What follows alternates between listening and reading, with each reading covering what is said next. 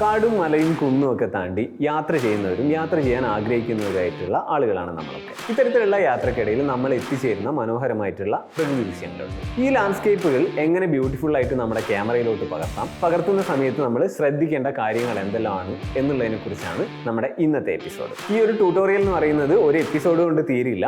ആദ്യത്തെ എപ്പിസോഡിൽ നമുക്ക് ക്യാമറ സെറ്റിംഗ്സുകളെ കുറിച്ച് പഠിക്കാം.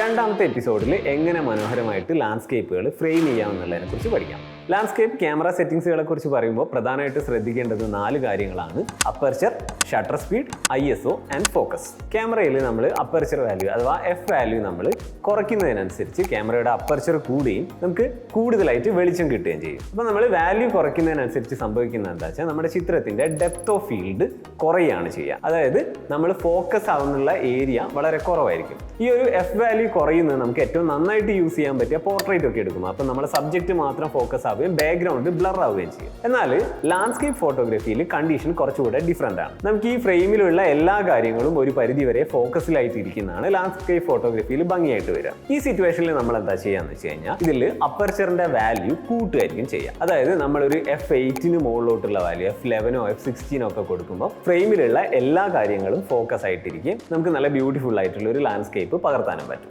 നമുക്ക് ഈ കണ്ടീഷൻ പഠിക്കാൻ വേണ്ടിയിട്ട് നമുക്കൊരു ഉദാഹരണം നോക്കാം. നമ്മുടെ ഈ ഒരു ഫ്രെയിമിൽ നമ്മുടെ ഫോർഗ്രൗണ്ടിലുള്ള സബ്ജക്റ്റിനെ ഫോക്കസ് ചെയ്തു. എന്നിട്ട് നമ്മൾ അപ്പർച്ചറിന്റെ വാല്യൂ നന്നായിട്ട് കുറച്ച് നോക്കാം. ഈ കുറയ്ക്കുന്നതിന് അനുസരിച്ച് നമ്മളെ ബാക്ക്ഗ്രൗണ്ടിലുള്ള കാര്യങ്ങളൊക്കെ ഔട്ട് ഓഫ് ഫോക്കസ് ആവുകയും മോർ ഒരു ബൊക്കെ എഫക്റ്റ് കിട്ടുന്നതായിട്ട് നമുക്ക് കാണാൻ പറ്റും. വാല്യൂ കൂട്ടുന്നതിന് അനുസരിച്ച് നമുക്ക് ഫ്രെയിമിലുള്ള എല്ലാ കാര്യങ്ങളും ഫോക്കസിലോട്ട് വരുന്നത് കാണാൻ പറ്റും. ഷട്ടർ സ്പീഡ്, നമ്മൾ ചില ലാൻഡ്സ്കേപ്പ് ചിത്രങ്ങളിൽ വളരെ നൂല് പോലെ അല്ലെങ്കിൽ പാല് പോലെ വളരെ സ്മൂത്ത് ആയിട്ടുള്ള വാട്ടറുള്ള ചിത്രങ്ങൾ നമ്മൾ കാണാറുണ്ട്, എസ്പെഷ്യലി വാട്ടർഫോൾ ചിത്രങ്ങളിലൊക്കെ. ഈ എഫക്റ്റ് എന്ന് പറയുന്നത് നമ്മൾ അച്ചീവ് ചെയ്യുന്നത് ഷട്ടർ സ്പീഡ് കൺട്രോൾ ചെയ്തിട്ടാണ്. ഷട്ടർ സ്പീഡിന്റെ വാല്യൂ നമ്മൾ കൂട്ടുന്നതിനനുസരിച്ച് വളരെ സ്പീഡായിട്ട് നമ്മൾ ഷട്ടർ ഇതാക്കുന്ന സമയത്ത് വളരെ ക്രിസ്പ് ആയിട്ടുള്ള ചിത്രങ്ങളാണ് നമുക്ക് കിട്ടുക. നമ്മളൊരു മൂവ്മെന്റ് ഒക്കെ വളരെ ആ ഒരു മൊമെന്റ് വളരെ കൃത്യമായിട്ട് ക്യാപ്ചർ ചെയ്യാൻ വേണ്ടിയിട്ടാണ് നമ്മൾ ഷട്ടർ സ്പീഡ് കൂട്ടിയിട്ട് നമ്മൾ എടുക്കുന്നത്. എന്നാൽ നമുക്ക് കുറച്ചുകൂടി മോഷൻ ബ്ലർ കിട്ടണം. നമുക്ക് ആ ഒരു മോഷനൊക്കെ വളരെ സ്മൂത്ത് ആയിട്ടുള്ള രീതിയിലുള്ള ആ ഒരു എഫക്റ്റ് നമുക്ക് കിട്ടണമെങ്കിൽ നമ്മൾ ഷട്ടർ സ്പീഡ് കുറച്ച് വയ്ക്കും. ഷട്ടർ സ്പീഡ് നന്നായിട്ട് കുറച്ച് വെച്ചിട്ട് ഫോട്ടോ എടുക്കുമ്പോഴാണ് നമുക്ക് ഈ മിൽക്കി എഫക്റ്റ് കിട്ടുന്നത്. ഷട്ടർ സ്പീഡ് കുറയ്ക്കുമ്പോൾ നമ്മൾ ഏറ്റവും കൂടുതൽ ശ്രദ്ധിക്കേണ്ട ഒരു കാര്യം, ക്യാമറ എപ്പോഴും ട്രൈപോഡിൽ വെച്ചിട്ട് ഷൂട്ട് ചെയ്യണം.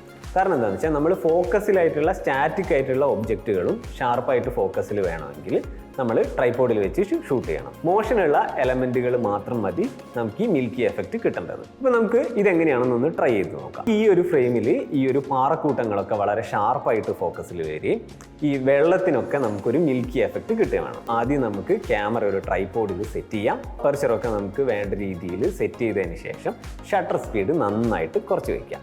ഇനി ഷട്ടർ സ്പീഡ് നമ്മൾ നന്നായിട്ട് കുറയ്ക്കുമ്പോൾ ഉള്ളൊരു പ്രശ്നം എന്താണെന്ന് വെച്ചാൽ വെളിച്ചം നന്നായിട്ട് കൂടും.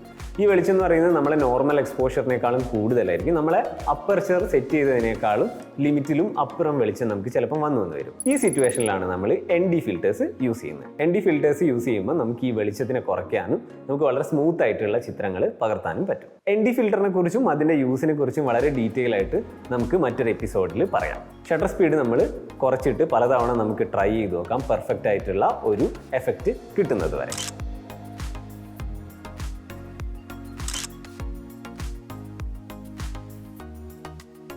അടുത്തതെന്ന് പറയുന്നത് ISO. നമ്മുടെ ക്യാമറയുടെ സെൻസറിന്റെ സെൻസിറ്റിവിറ്റിയാണ് ഈ ISO എന്നുള്ള ടേം കൊണ്ട് പറയുന്നത്.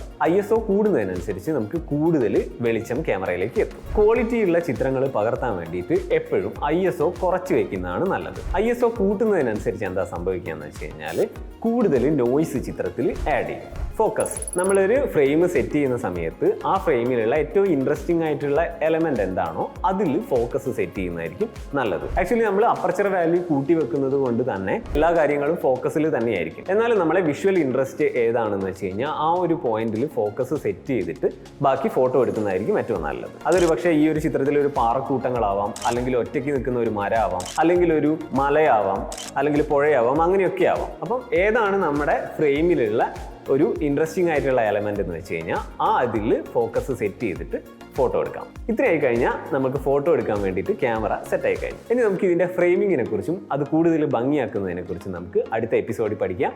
See you guys. Bye bye.